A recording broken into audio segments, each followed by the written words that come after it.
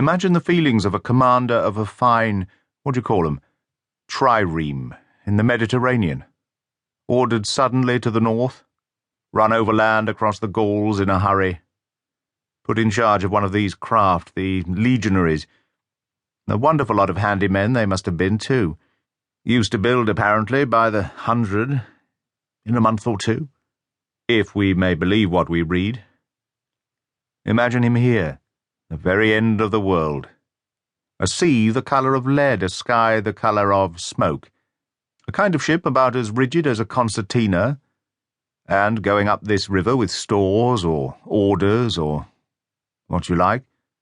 Sandbanks, marshes, forests, savages. Precious little to eat for a civilized man, nothing but Thames water to drink. No Falernian wine here, no going ashore. Here and there a military camp lost in the wilderness like a needle in a bundle of hay. Cold, fog, tempests, disease, exile, and death. Death skulking in the air, in the water, in the bush. They must have been dying like flies here. Oh yes, he did it. Did it very well too, no doubt, and without thinking much about it either, except afterwards to brag of what he had gone through in his time, perhaps. They were men enough to face the darkness, and perhaps he was cheered by keeping his eye on a chance of promotion to the fleet at Ravenna by and by, if he had good friends in Rome, and survived the awful climate. Or think of a decent young citizen in a toga, perhaps too much dice, coming out here in the train of some prefect or tax-gatherer or trader even, to mend his fortunes.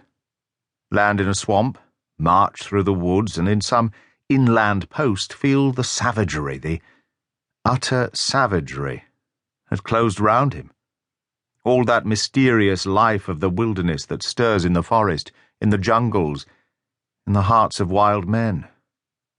Well, there's no initiation either into such mysteries.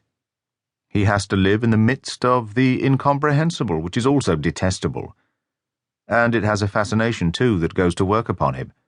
The fascination of the abomination. Imagine the growing regrets, the longing to escape, the powerless disgust, the surrender, the hate. He paused. Mind, he began again, lifting one arm from the elbow, the palm of the hand outward, so that, with his legs folded before him, he had the pose of a Buddha, preaching in European clothes, and without a lotus flower. Mind, none of us would feel exactly like this. What saves us is efficiency, the devotion to efficiency. But these chaps were not much account, really. They were no colonists. Their administration was merely a squeeze and nothing more, I suspect. They were conquerors, and for that you only want brute force. Nothing to boast of when you have it, since your strength is just an accident arising from the weakness of others. They grabbed what they could get for the sake of what could be got. It was just robbery with violence, aggravated murder on a great scale, and men going at it blind, as is very proper for those who tackle a darkness.